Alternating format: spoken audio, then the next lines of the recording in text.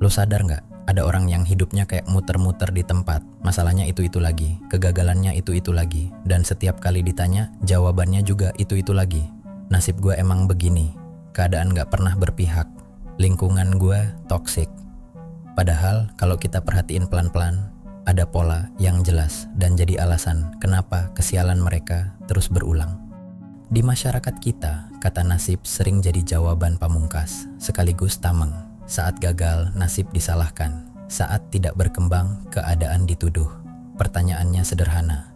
Sebelum mereka menyalahkan hal-hal di luar dirinya, apakah mereka sudah memastikan bahwa pola hidup mereka selama ini bukanlah sumber kesialan? Di titik ini, kita perlu bertanya lebih jujur. Apakah orang-orang ini benar-benar sial? Atau mereka hanya mengulangi pola hidup yang sama, enggan introspeksi, dan terus mempertahankan mentalitas korban? Untuk menjawab ini, kita mulai dari hukum ke-10 dalam buku 48 Hukum Kekuasaan karya Robert Greene. Hukum ini berbunyi, infeksi, hindarilah orang-orang yang tidak bahagia dan sial. Di sini, Greene tidak membahas kesialan sebagai sesuatu yang mistis. Ia membahasnya sebagai sebuah akibat dari pola pikir, akibat dari emosi, dan terutama akibat dari keputusan yang diulang terus-menerus. Menurut Greene, orang yang disebut sial biasanya membawa pola perilaku yang secara konsisten mengarah pada kegagalan. Pola ini hampir selalu sama. Saat berhasil, itu dianggap kebetulan. Saat gagal, itu dianggap kesalahan keadaan. Disinilah sebab utamanya.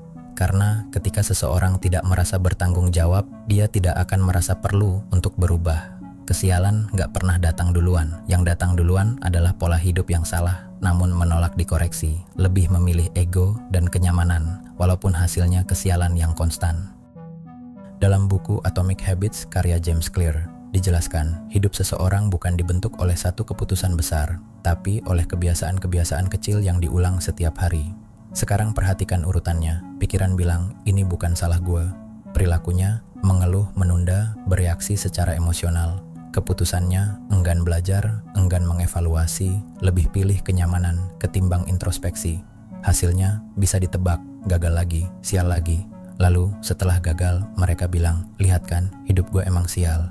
Dari sini bisa kita lihat, yang bermasalah bukan nasibnya, tapi dampak dari kebiasaan yang salah, tapi enggan diubah.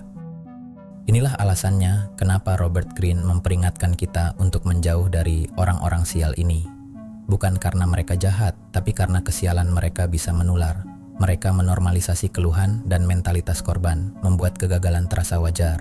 Lalu mereka juga punya kecenderungan menyebarluaskan pandangan dan pola hidup mereka, sambil secara konsisten menolak introspeksi. Tanpa sadar, mereka membuat standar hidup orang-orang di sekitarnya ikut turun, dan bersama-sama menanggung kesialan.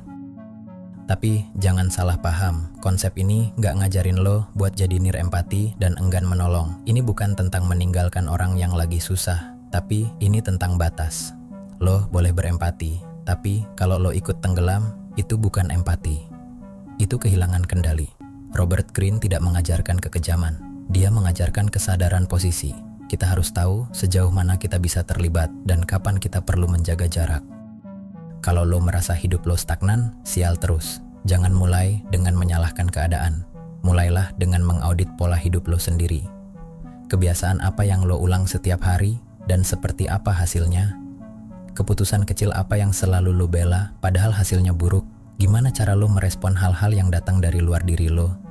Ubah kebiasaan-kebiasaan kecil yang hasilnya bikin lo sial, sampai kebiasaan lo jadi sistem yang bawa keberuntungan buat diri lo, bukan kesialan. Kuncinya ada di rutinitas lo, termasuk cara lo merespon hal-hal yang datang dari luar diri lo. Ingat, nasib lo selalu mengikuti sistem kebiasaan yang lo bangun. Kalau lo dikelilingi sama orang-orang yang selalu bernasib sial, jangan berdebat, jangan menggurui. Perhatikan satu hal, apakah mereka mencari solusi atau menikmati keluhan? Kalau keluhan adalah hiburan, maka menjaga jarak adalah kewarasan. Jaga jarak lo dari mereka, kurangi intensitas. Gak usah curhat atau share urusan lo sama mereka.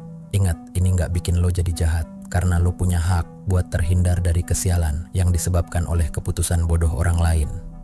Lo gak perlu menanggung kesialan mereka. Ambil sikap tegas, jaga jarak, dan bangun hidup lo sebaik mungkin. Nasib kita bukanlah sebuah misteri tak terpecahkan. Nasib kita adalah akumulasi dari keputusan dan kebiasaan kecil yang kita ulangi setiap hari tanpa sadar. Orang yang terus menyalahkan keadaan akan terus mengulangi kesialan. Orang yang memperbaiki sistem hidupnya secara konsisten akan mampu mendatangkan nasib baiknya sendiri. Sekarang gue mau tanya sama lo. Pola hidup apa yang paling sering lo ulang ngasih dampak yang negatif buat diri lo, tapi selalu lo sebut nasib? Tulis di kolom komentar, biar kita bisa bersama-sama menghindari kesialan.